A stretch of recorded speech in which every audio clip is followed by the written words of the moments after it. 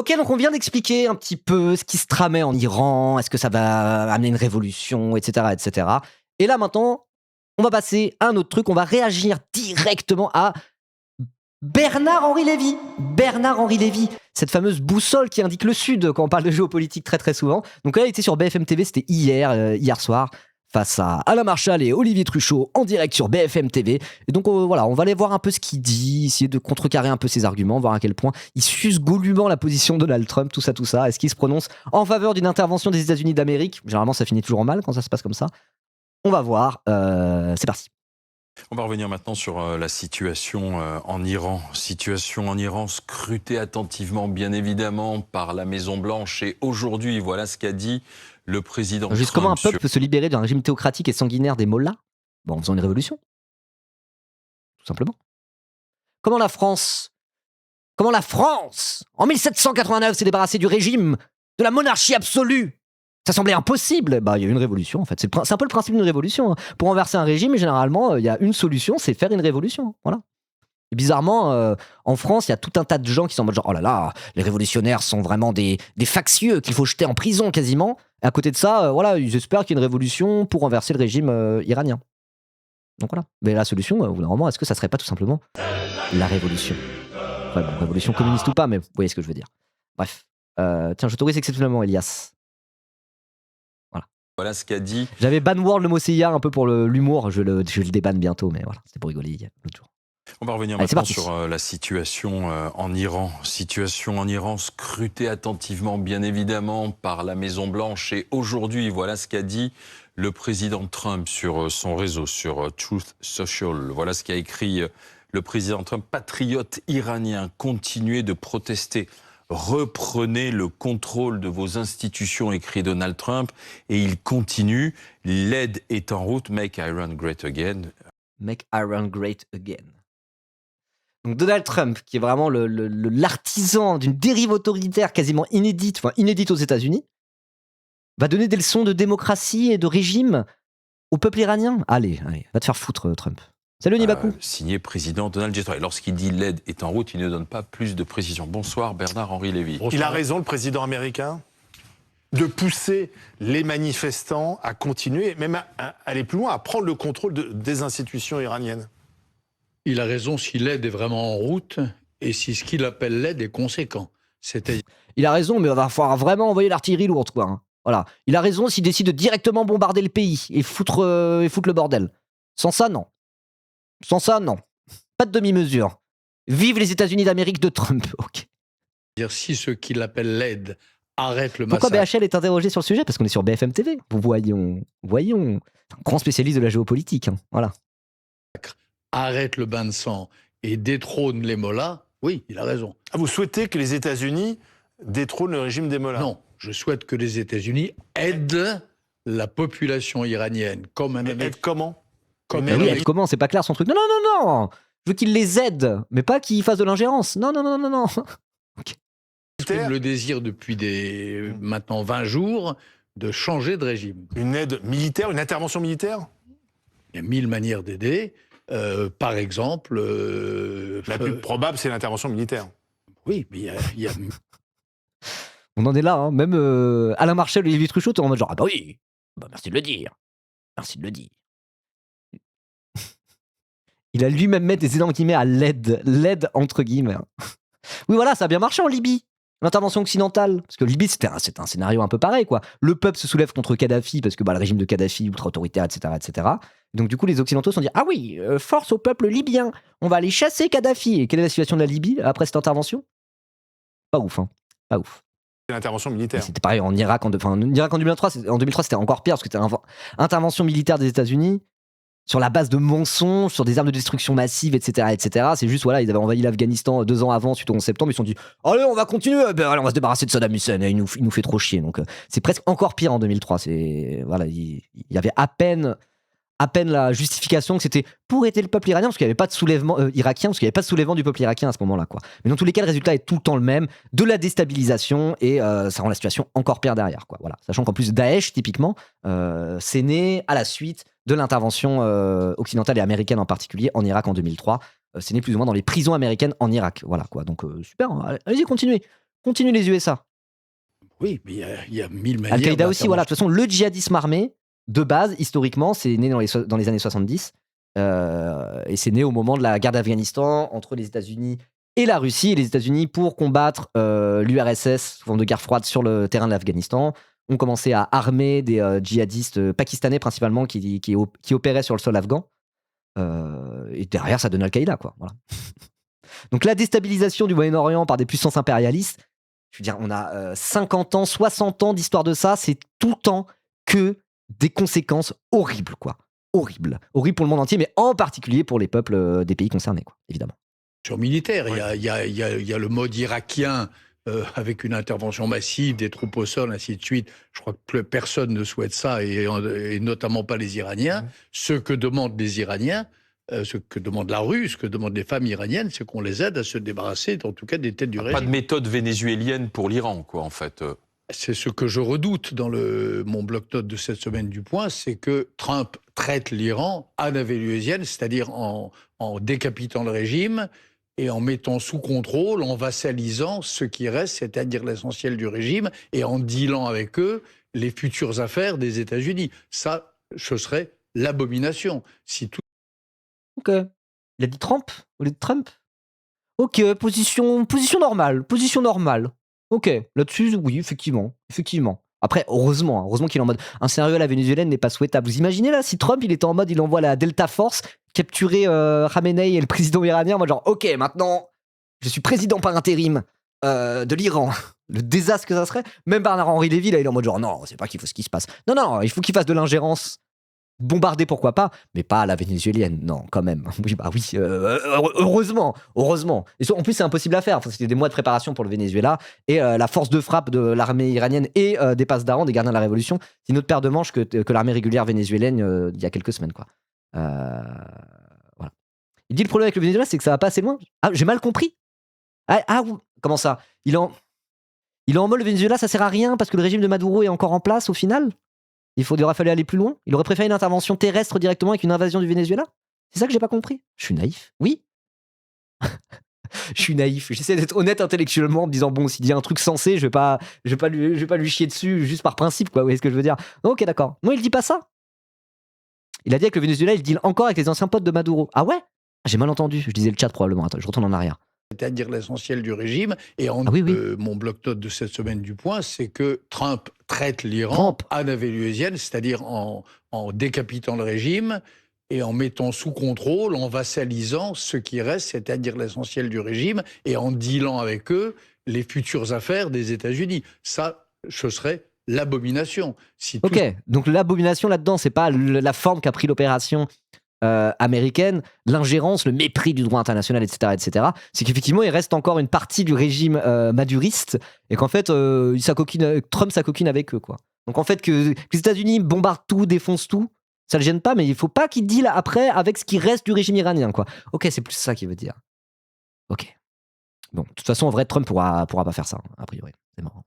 Tous ces sacrifices, tout ce courage, toute cette souffrance des Iraniens aboutissaient à ça, à ce que les compagnies pétrolières américaines mettent juste la main sur le pétrole national, ce serait atroce. Ça, c'est la solution vénézuélienne. Bien, la grande différence, je crois tout de même, entre les deux situations, c'est que les Iraniens, eux, ils ont franchi le point de non-retour. Ils n'en sont pas là. Ils ne se satisferont pas du fait d'une révolution de palais, qu'on élimine, d'une manière qu'on écarte du pouvoir ou qu'on élimine Khamenei et qu'on laisse le reste de l'appareil en place. C'est pourtant un scénario possible, ça. Que eux-mêmes, d'ailleurs, que le régime lui-même se dit sacrifions le guide suprême, qui est une personne âgée, qui est très contestée, on le voit dans la rue, mais gardons quand même les mains du pouvoir.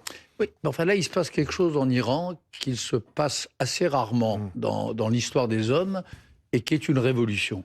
Voilà. Une révolution, c'est pas une protestation de rue, c'est pas des manifs, c'est pas une insurrection. C'est le moment où un peuple tout entier, pour des raisons qu'on n'a pas ni à encourager, on doit les aider, bien entendu, mais ils ne veulent plus de ce régime-là. Oui, mais d'accord, mais il n'y a pas de... Mais là, une opposition claire entre ça, c'est une révolution, mais les autres soulèvements dans d'autres pays, non, c'est pas des vraies révolutions. Pourquoi là, c'est une vraie révolution ou en tout cas il y a un potentiel révolutionnaire, et que en France, quand il y a eu les gilets jaunes ou d'autres trucs, là non, ça n'avait rien à voir, c'était juste des manifs de gauchistes de cons, parce que c'est pas un tyran Macron. Il y avait aussi des trucs en mode, le mot d'ordre c'était Macron démission. Macron était prêt à partir en hélicoptère de l'Elysée si ça pétait trop, quoi. Donc c'est faire cette espèce de séparation comme ça. Bon, c'est juste que là, voilà, ce régime-là, moi je l'aime pas, donc là c'est une révolution. S'il y a une insurrection contre un régime que j'aime bien, là c'est pas une révolution. Là c'est des gauchistes pulapis qui cassent les couilles, alors qu'en fait la France c'est le plus beau pays du monde, quoi. Voilà, le mec se croit légitime pour définir une révolution. Souvenez-vous les gilets jaunes à l'époque ? Non. Opposition structurée sur place, c'est compliqué aussi. Parce qu'il y avait une opposition structurée en 1789.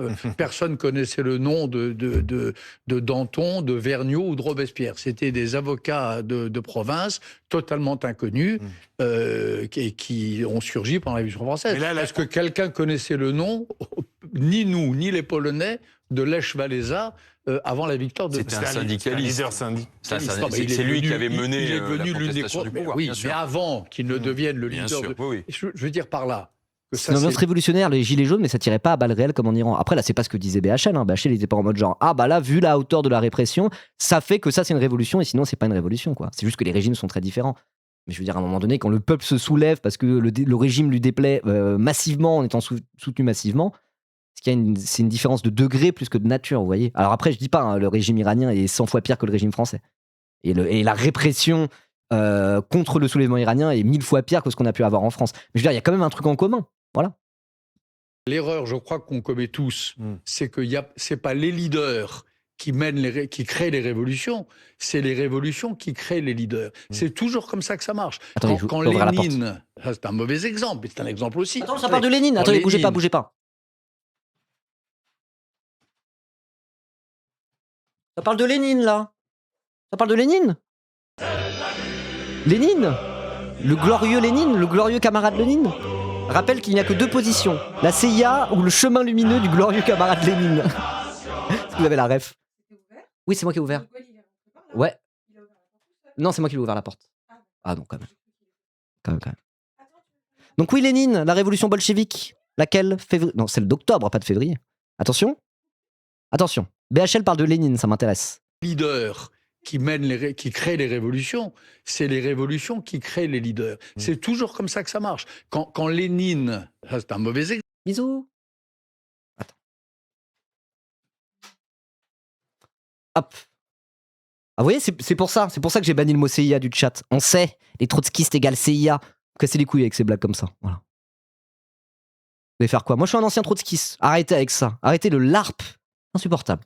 C'est toujours comme ça que ça marche. Quand Lénine, c'est un mauvais exemple, mais c'est un exemple aussi. Attendez, c'est un bon exemple, Lénine. C'est quoi le souci avec Lénine?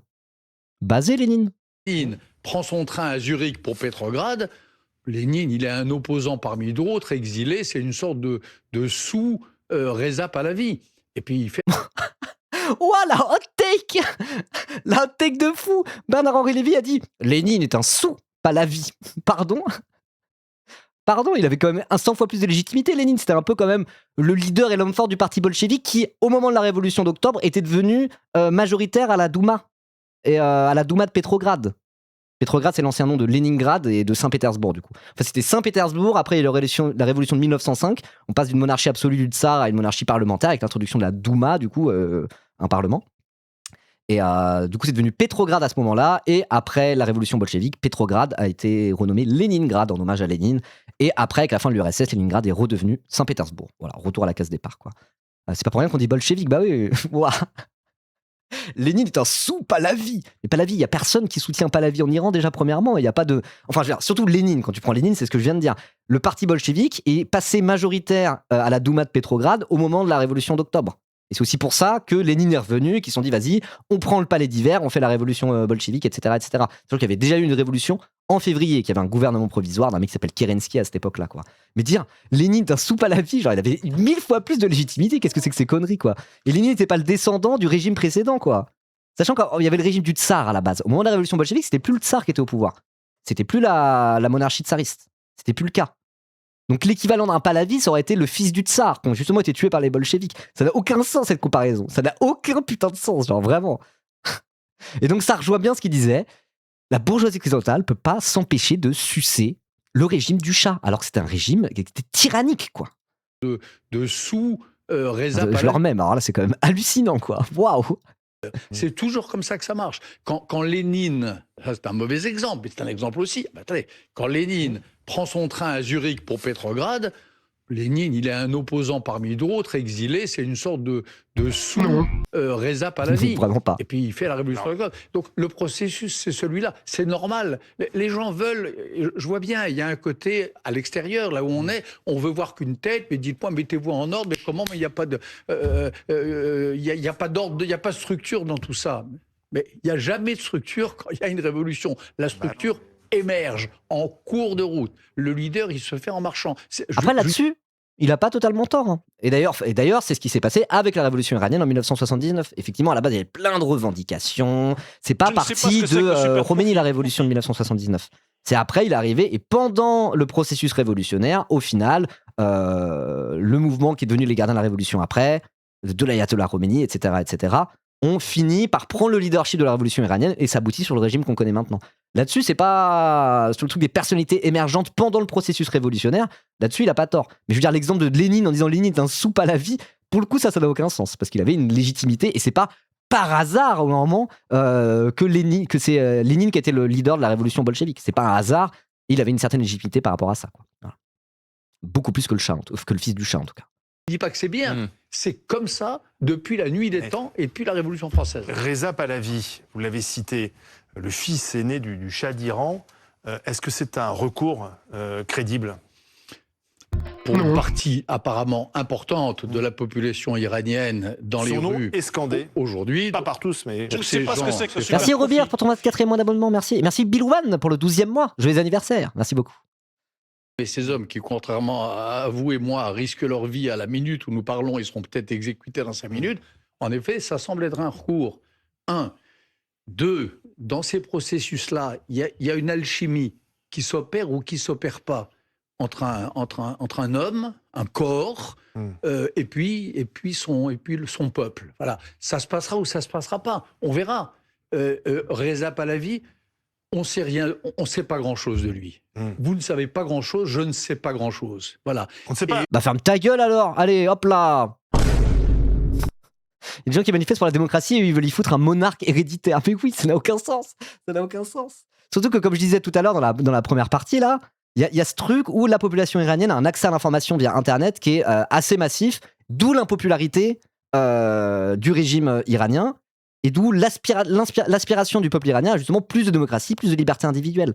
Donc remettre l'héritier du régime précédent, qui était un régime totalement antidémocratique et autoritaire, encore une fois je leur dis, qui torturait les opposants politiques et tuait les mouvements de révolte, un petit peu comme là ce qui se passe en ce moment, ça n'a aucun sens. Et c'est pour ça que c'est quand même très minoritaire, les Iraniens qui aujourd'hui appellent au retour du régime du Shah. C'est très très minoritaire parce que ça ne correspond pas aux aspirations des Iraniens. Le seul truc où effectivement ça pourrait changer, ça pourrait correspondre à une partie des aspirations des Iraniens, c'est sur l'aspect des libertés individuelles par rapport à la religion, quoi. Voilà, le fait que le voile arrête d'être obligatoire en Iran, etc. Il y a des revendications, en particulier des femmes iraniennes, etc., qui peuvent correspondre peut-être à, un retour du Shah, peut-être pourrait permettre effectivement de créer de nouvelles libertés individuelles à ce niveau-là. Mais pour tout l'autre aspect despotique, oppressif et économique de l'oppression aussi, il n'y a aucune solution pour ça, quoi. Le Shah d'Iran, c'était ni démocratique, et c'était pareil, il s'accaparait toutes les richesses au détriment du peuple, quoi. Donc évidemment que la majorité des Iraniens qui manifestent actuellement ne sont absolument pas pour un retour du Shah. Voilà. Après, il y avait une impression inverse où le Shah est une occidentalisation forcée. Ok, bah ça, je connais pas trop le sujet. Mais ouais, hein. À voir. Hein. Oui, voilà, comme dans Persépolis. Pourtant, Persépolis, c'est Marjane Satrapi, l'autrice, c'est bien ça. Ouais. Elle, pour le coup, elle est sur une position. Quand elle parle en France, limite, parfois, ça sonne un peu printemps républicain, quoi. Elle est récupérée par la droite pour dire regardez, le problème, c'est l'islam, etc., etc., etc. Mais genre, quand on regarde Persépolis, il y a un truc qui est très très clair dans Persépolis, c'est que c'est en mode genre, le régime du Shah, c'était un sale régime de merde, il fallait s'en débarrasser. Simplement, le régime qui est arrivé après, c'était pas forcément beaucoup mieux. En tout cas, c'est la take de Marjane Satrapi dans Persépolis. Mais dans tous les cas, je veux dire, typiquement, il n'y a aucune envie de retourner au Shah d'Iran, quoi. Voilà. On sait que c'est le fils de c'est son pas père. quelqu'un qui fait de la politique. On sait que c'est le fils de son père. Après, Regarde l'interview de Kairon, il parle de ce sujet en particulier, le retour du fils du Shah. Ah ouais? Je veux bien que vous l'envoyiez, ça m'intéresse. On sait une chose. Ouais, la peste et le choléra, franchement, c'est un peu ça, hein, sur les deux régimes. Parce qu'il y a un truc qui est partagé entre les deux régimes, c'est l'aspect despotique et ultra-autoritaire, quoi. Voilà. C'est qu'il a lancé des appels apparemment assez éloquents au sens fort du terme pour contribuer à lancer tout ça. Et il y a une chose qu'on saura dans quelques jours ou dans quelques semaines, c'est s'il se rend ou pas en Iran. Vas-y, merci, puisque Nvikash. c'est ça qu'il a Mets-le sur le annoncé, chat direct, et si comment possible. il y sera reçu. Et là, tout est possible. Reza Pahlavi peut se retrouver avec le doigt de l'histoire sur le front. Voilà, tard, à l'âge qu'il a. Le doigt de l'histoire sur le front? Comme ça, là? C'est quoi cette expression? Le doigt de l'histoire sur le front? Pourquoi sur le front? Bizarre. Autre chose. Bah oui, tout est possible. Mais- Quand Zelensky décide le samedi, le premier samedi d'après l'invasion totale, quand il décide de sortir dans les rues de Kiev et de faire un bras d'honneur à Poutine et de montrer au monde entier son héroïsme, personne ne sait s'il va se prendre une balle dans la tête ou un commando de Wagner ou s'il va entrer dans l'histoire et devenir un héros du 21e siècle. On ne sait jamais. Oui, mais en ce moment, c'est surtout la répression sanguinaire du régime, avec sans doute des milliers de morts. Les chiffres qui sont donnés sont sans doute sous-estimés par rapport à la réalité. Donc là, on parle de 2500 morts dans la répression, ce qui est massif. Genre, c'est historique, genre. Qu'il y ait des moments de révolte comme ça, où il y ait 2500 manifestants tués. Il n'y a pas souvent ça. Il y a pas souvent ça. Y compris dans des régimes autoritaires et dans des dictatures, etc. Hein, vraiment. 2500 manifestants tués, quoi. Massacre orchestré par On les parle souvent de l'aspect autoritaire du régime d'un certain... attendez, je cherche le bouton. On parle souvent de l'aspect autoritaire du régime d'un certain Xi Jinping, chef de la Chine, le glorieux camarade Xi Jinping. Typiquement, là, quand il y a eu toutes les manifestations à Hong Kong, là, on a beaucoup parlé de la répression du pouvoir chinois de Xi Jinping, etc. etc. Genre, c'est rien à voir avec là ce qui se passe en Iran, genre.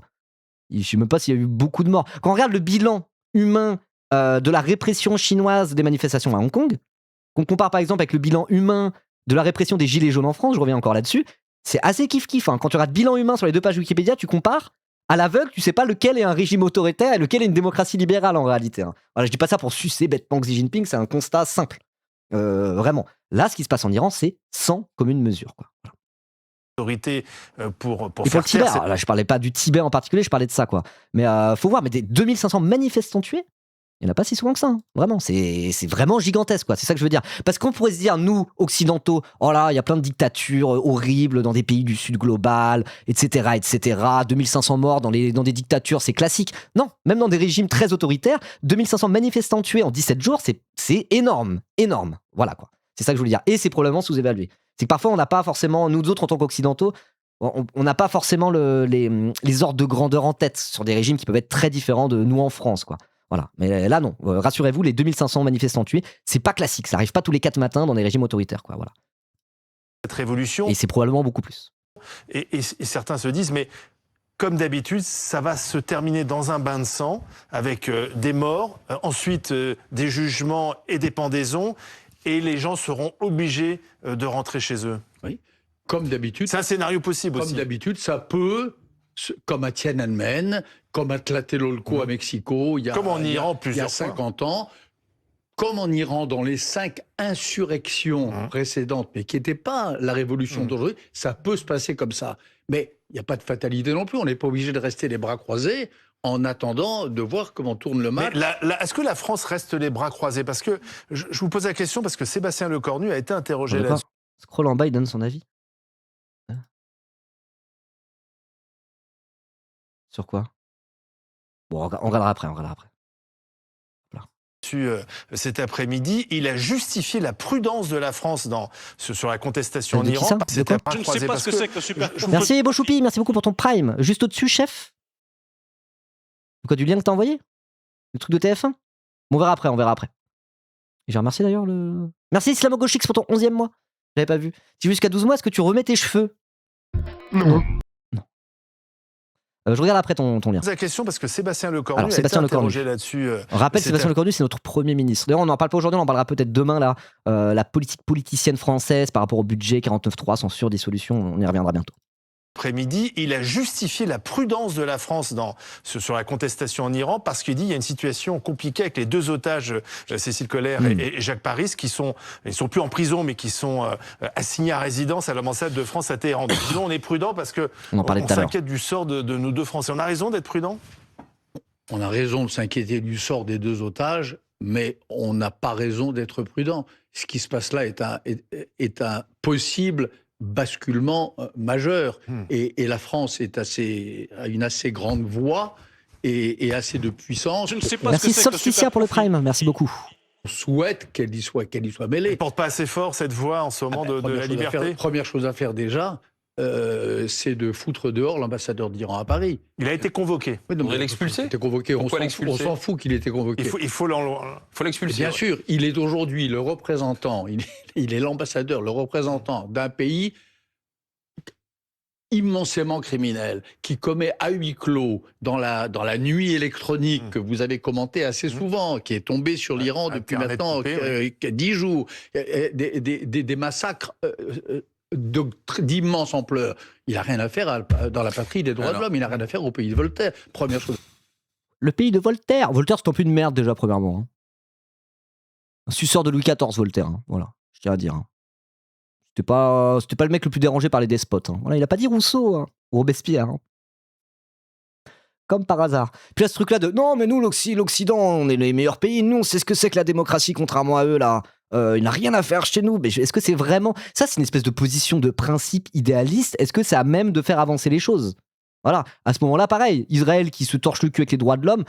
Mandat d'arrêt de la Cour pénale internationale sur Benjamin Netanyahou pour crimes contre l'humanité, etc., etc. Même les États-Unis, on voit ce que Trump il fait en ce moment. Il n'y a pas une dérive autoritaire, c'est pas un petit dictateur de merde, Trump. Voilà. Ce qu'on va faire, c'est déjà de le renvoyer en Iran. Vous faisiez allusion à ce que vous écrivez aujourd'hui dans Le Point. Vous dites, si Trump, par caprice, narcissisme ou calcul, décidait de frapper le régime iranien, ici en le frappant, J'aime pas BHL, mais c'est intéressant de l'écouter car c'est un haut-parleur d'Israël, donc il permet de comprendre le plan d'Israël parce qu'il est là pour nous le présenter. Là, il parle pas spécifiquement du point de vue israélien là-dessus. Hein. Là, c'est le point de vue de la bourgeoisie occidentale, atlantiste, tout ce que tu veux. Mais pour moi, là, il n'y a rien de spécifiquement lié à Israël là-dedans. Quoi. Précipiter l'effondrement, il ne serait absous de rien, oui. Vous écrivez. Oui.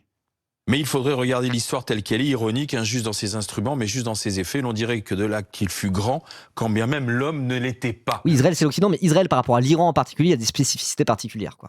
Voilà. En vérité, le discours israélien sur l'Iran, il est encore bien plus vénère et impérialiste, tout ce que vous voulez, que ce qu'on entend là. Hein. Voilà. Ça s'appelle voilà, c'est plus le plan de l'Occident ou de la bourgeoisie occidentale, vous appelez ça comme vous voulez, que spécifiquement le plan d'Israël. Tout à fait. Philosophie, une ruse. Nick Israël par ailleurs, évidemment. Il y a c'est des pas ça pour moments défendre comme ou quoi que ça. ce soit. Et Nick BHL. Il y a un personnage médiocre qui ne sait pas ce qu'il fait, qui ne connaît pas Du coup, j'ai loupé la question là, ça m'a déconcentré.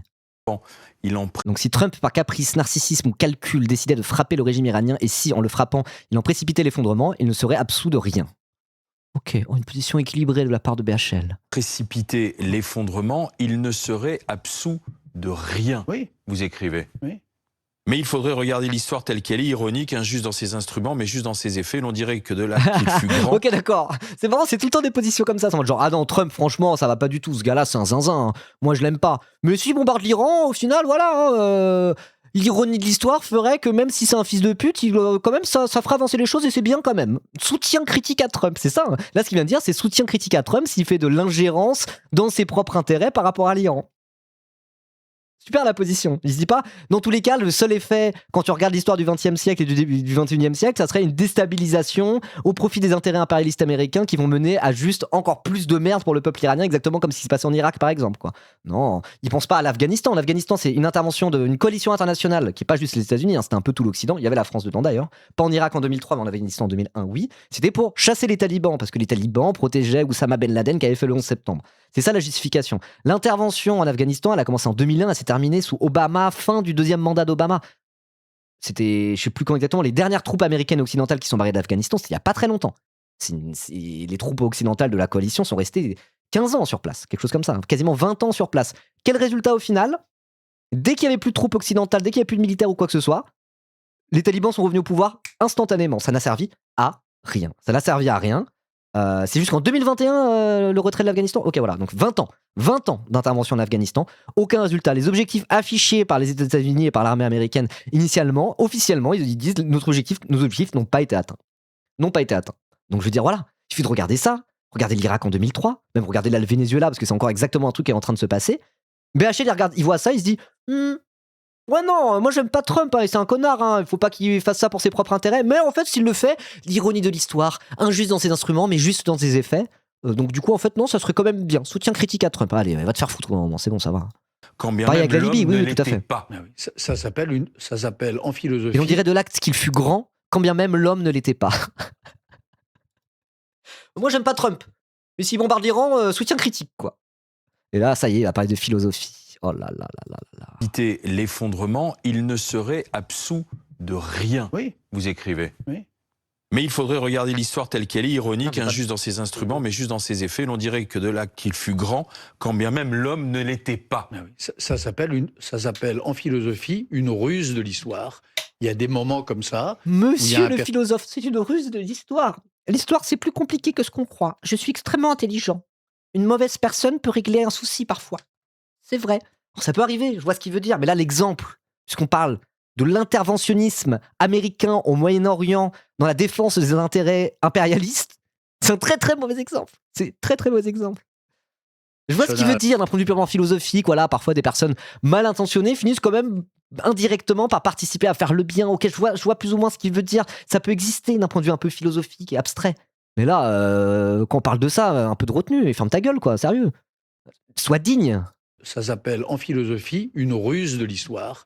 Il y a des moments comme ça où il y a un personnage médiocre qui ne sait pas ce qu'il fait, qui ne connaît pas les effets de ce qu'il fait et qui fait à son insu quelque chose de grand. Exemple, monsieur le philosophe, parce que la philosophie, parfois, c'est vraiment des idées qui flottent un peu dans les airs et c'est pas très concret. Enfin, je dis ça, je fais pas de l'anti-philosophie. Mais la philosophie, quand c'est mal fait, ça donne un peu ça. Hein. C'est que des expériences de pensée, très abstrait, et c'est de la merde, quoi. Donc là, j'ai un peu l'impression que c'est ça. Hein. En philosophie, on appelle ça blablabla. Bah, cite-moi des exemples historiques où ça s'est passé comme ça à ce moment-là. Est-ce que tu as des exemples historiques où ça s'est passé comme ça par rapport aux États-Unis et au Moyen-Orient, au XXe siècle, typiquement, déjà, c'est un bon. Voilà. Contexte pour l'interrogation. Pas les effets de ce qu'il fait et qui fait à son insu quelque chose de grand. Quand Bonaparte, que je ne trouve pas. Ok, exemple, Napoléon Bonaparte, responsable de millions de morts en Europe, responsable du rétablissement de l'esclavage en France et de la fin de la République et de l'idéal révolutionnaire. Exemple, Napoléon Bonaparte, le tyran. Oh bah quand même, il a fait un peu le bien, non? Allez, nique ta mère alors. Oh là là là là là là là. Un grand homme, moi, qui est pour moi un grand criminel. Ok, d'accord, Quand oui. Bonaparte exporte par la guerre le code civil, les valeurs de 89 et de la Révolution française, qu'est-ce que je vous dis? C'est un mauvais homme qui crée une très très bonne chose. Ok, voilà, donc c'est pareil, genre, ah oui, les États-Unis, ils bombardent tout pour leur propre intérêt, ils mettent le monde à feu et à sang, et Trump est un fils de pute, mais ils exportent la démocratie quand même. Saviez-vous que partout où le capitalisme s'installe, les démocraties libérales fleurissent et la démocratie vit? Ils le font pas par bonté d'âme, mais c'est comme ça. Hein. Vive les États-Unis d'Amérique. Quand ils bombardent, c'est pour apporter la démocratie. De la même manière que Napoléon, le despote, a amené le code civil partout en Europe. C'est trop bien, non? On n'aurait pas pu le faire autrement. C'était pas un retour en arrière, Napoléon, par rapport aux glorieux idéaux de la Révolution française, dont il se réclame lui-même, hein, monsieur le républicain. Ah, allez. L'empereur Constantin, qui se convertit par opportunisme au catholicisme, et quand, sans le savoir, il installe le règne du christianisme en Occident pour 2000 ans, apparemment, même chose, c'est un empereur, bon, voilà, parmi d'autres. Des hommes médiocres. C'est des mauvais steaks de L1 de droit, ça. Mais oui, voilà, c'est vraiment ça. Genre, regardez cette phrase. Un homme médiocre peut apporter le bien malgré lui. On dit que l'enfer est pavé de bonnes intentions, mais parfois, le paradis est pavé de mauvaises intentions. Je suis extrêmement intelligent. Achetez mon livre. Oh, la tech de demi-habile, quoi, pitié. Hein. Faire avancer l'histoire dans le bon sens, c'est ce que vous dites. L'histoire marche, l'histoire marche comme ça. Mais en effet, l'histoire marche comme ça, carrément. c'est pas il a une autre take, il était non, l'histoire marche comme ça. Les tyrans, malgré eux, font le bien. C'est comme ça que ça marche. Ah bon, ok, d'accord, super. Monsieur historien maintenant. Voilà, il a une approche épistémologique totale via son logiciel de pensée et son énorme cerveau. Il arrive à analyser le moteur de l'histoire. Alors voilà, par exemple, Yona, ils disent que le moteur de l'histoire, c'est la lutte des classes et des contradictions internes dans la société capitaliste naîtront le changement, par exemple. C'est une approche, c'est un prisme de lecture de la société qui est totalement valable, même si on peut le contester par ailleurs. En tout cas, il y a une certaine cohérence. Bernard-Henri Lévy, c'est pas ça son avis. C'est pas ça son épistémologie. C'est pas ça son prisme de lecture. Lui, c'est pas des contradictions internes, moteur de la lutte des classes, moteur de l'histoire, tatata. Lui, non. C'est les tyrans, malgré eux et malgré le fait que ça soit des fils de pute, apportent le bien. Et c'est comme ça que ça marche l'histoire généralement. La tête de demi-habile, j'en reviens pas quoi. Merci Elio, salut Elio, comment ça va? Merci Elio MDR pour ton abonnement de niveau 1. Merci beaucoup. Tu sais quoi, je vais te faire un petit shout-out. Shout-out à Elio. Voilà. Un petit streamer très sympa, vous l'avez peut-être vu sur Twitter. Il a défrayé la chronique en faisant de l'anticatholicisme primaire. Voilà. On voit pas du tout. Le petit shout-out, allez le follow. Voilà, c'est plutôt du gaming, hein, si je dis pas de bêtises, c'est plutôt du gaming. On a déjà joué à Pique ensemble avec Bubuche aussi, avec qui les potes. Voilà. On s'était fait une petite partie de Pique que j'avais streamé un peu sur ma chaîne. Donc, très sympa, Elio. Puis en plus, il a des bons goûts musicaux. Voilà. Il écoute King Crimson en ce moment. Je lui ai donné envie d'écouter King Crimson, du coup, maintenant je t'aime à fond la caisse, Elio. C'est devenu mon meilleur ami grâce à ça. Just Chatting, Gaming et Matinaling. Ok, j'avoue que je connais pas très bien ta chaîne Twitch. Je connais plutôt ton compte Twitter. Très bon tweetos. Allez le suivre sur Twitter pour ceux qui sont encore sur Twitter. Très bon tweetos. Voilà. Bon, bref, ouais, Bernard-Henri Lévy, allez, conclue, parce que là, je commence à en avoir marre. L'histoire marche comme ça. Mais en effet, les instruments sont parfois mauvais, mais ça n'empêche pas les résultats d'être bons. Philosophe allemand, Hegel, ruse de l'histoire. L'histoire, elle est rusée, voilà. Waouh. Il y a des gens qui ont prolongé un petit peu. Il y a des gens qui ont prolongé en vérité le travail d'Hegel. Hein. Hegel, il avait parmi ses étudiants, parmi ses disciples, il y avait ceux qu'on appelait les hégéliens de gauche. Et dedans, il y en avait un peu sympa. Pas Engels, je parle de Hegel. C'était avant Hegel. C'est un philosophe allemand, un monument de la philosophie. Il avait un élève parmi les hégéliens de gauche à l'époque en Allemagne. Il s'appelait Karl Marx. Voilà, il a prolongé un petit peu l'approche dialectique de Hegel en l'associant à une démarche matérialiste, une approche matérialiste de la philosophie et de l'analyse du monde, créant ainsi le glorieux matérialisme dialectique ou matérialisme historique. Voilà. En gros, il a repris des principes de la dialectique hegelienne, mais là où Hegel était un idéaliste philosophiquement, lui s'est dit vas-y, on va faire ça de manière matérialiste, et du coup, ça a donné plus ou moins le marxisme, quoi. Voilà. Donc là, il est en mode genre Hegel a dit gna gna gna. Oui, ok, d'accord. À ce moment-là, voir un peu ce qu'ont dit ses disciples les plus basés, comme un certain Karl Marx, peut-être que ça sera une vision une analyse de l'histoire un petit peu plus solide que de dire la ruse de l'histoire, c'est une ruse de l'histoire. Si Trump fout la merde en Iran, ça sera bien. Mais j'aime pas Trump, attention, allez, nique ta mère. Voilà. Bon, on peut finir là-dessus. Hein. On peut finir cette séquence sur ces belles paroles. Hein. Voilà. Si vous trouvez que BHL est vraiment un clown débile, bah, n'hésitez pas à liker cette vidéo, vous abonner et pourquoi pas même la partager. C'était rigolo un peu. C'était sympa. Voilà. Bisous. La VOD YouTube. Abonnez-vous.